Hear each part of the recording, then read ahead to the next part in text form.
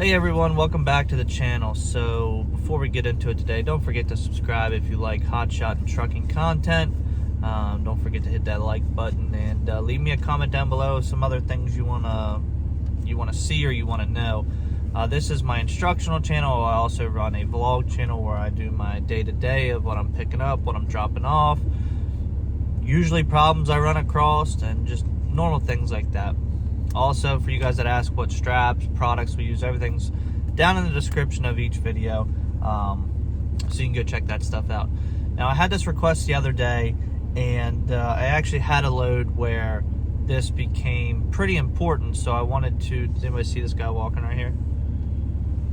Right... Where'd he go? Right there. I'm sitting in line at a receiver to unload a few cars.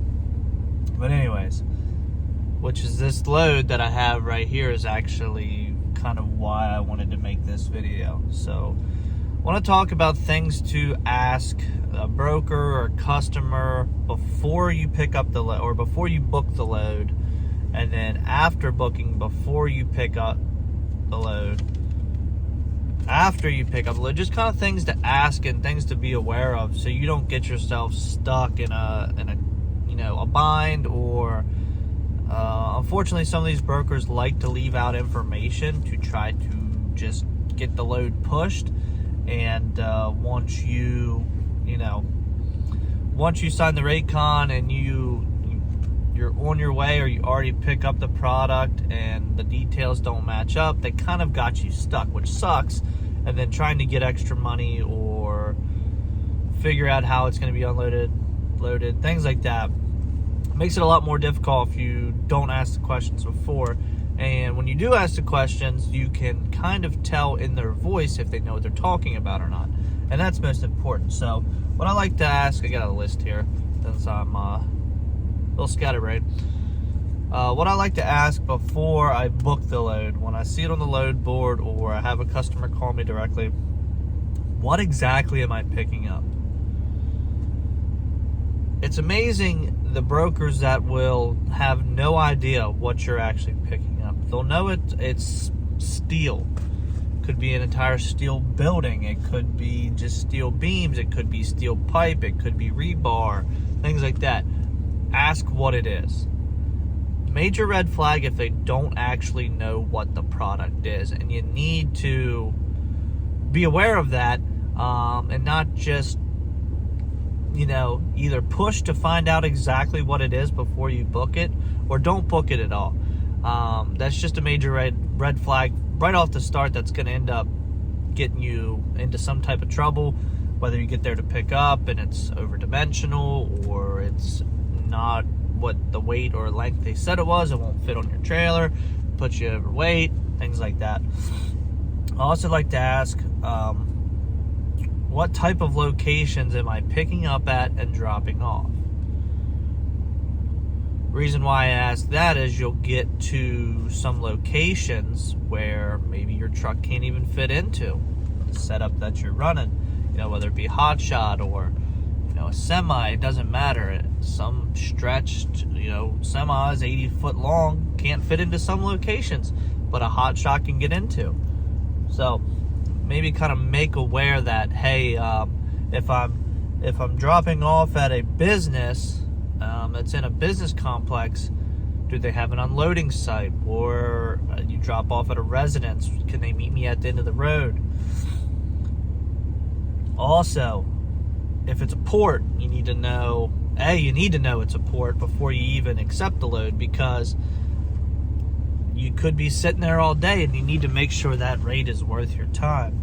And then once you know what type of location it is, you need to just see what their hours are.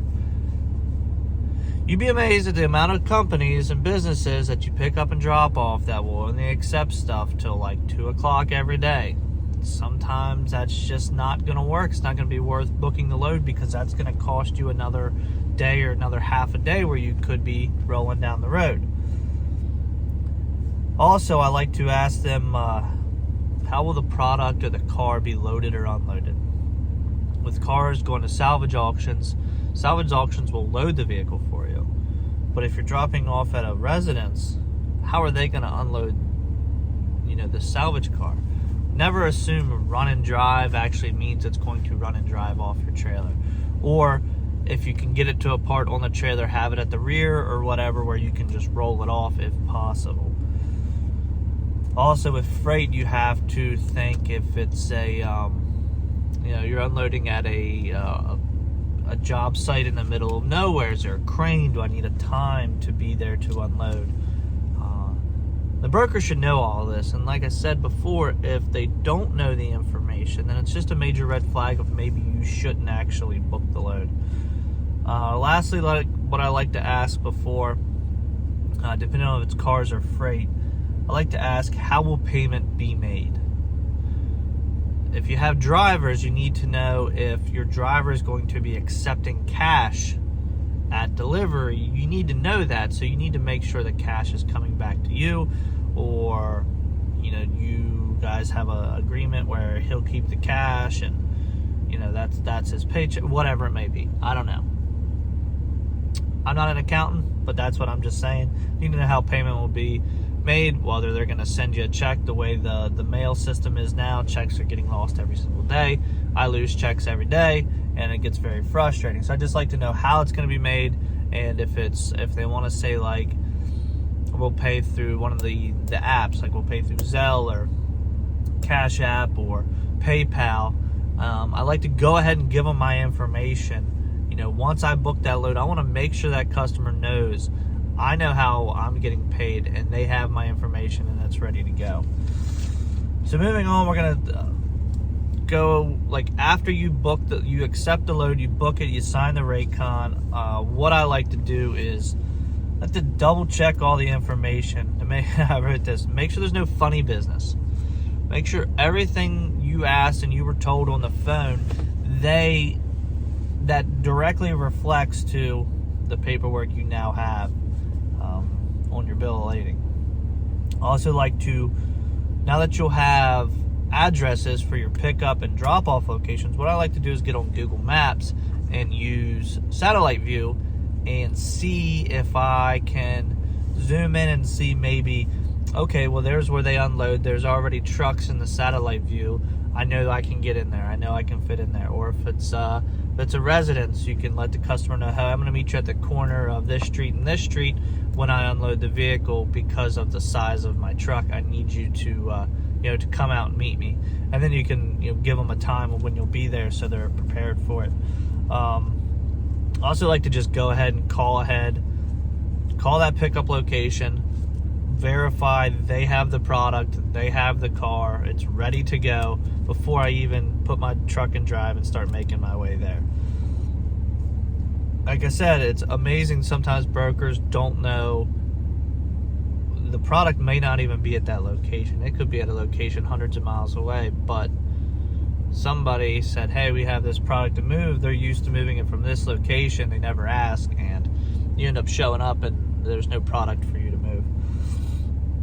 And what I like to do, when you call say payment's going to be made COD, which is cash on delivery, I like to call that delivery location, being a business, a customer, or whoever it may be, and say, hey, I'm delivering so-and-so product to you. It says payment is $2,000 on delivery. I just wanted to see how you guys wanted to make your payment. Do you need me to handwrite you a receipt, or do you need me to email you a receipt, just so they are aware that they are paying? You'd be surprised you get to a location and they had no idea they were paying, or the boss man who has a checkbook's not there and you're waiting around, and it just can turn into a mess. So there's a couple tips and tricks for you guys before booking and after booking loads, just to try to keep yourself from getting screwed. Now, the veterans out there know all this stuff, and I know when I was first getting into the business, I was so eager to get loads, so I can keep moving, I can make money, and then I end up screwing myself because I get stuck in a situation where I lose time or money just because I didn't ask some simple questions. Thanks for watching today, guys. Don't forget to hit the thumbs up, and we'll see you on the next one.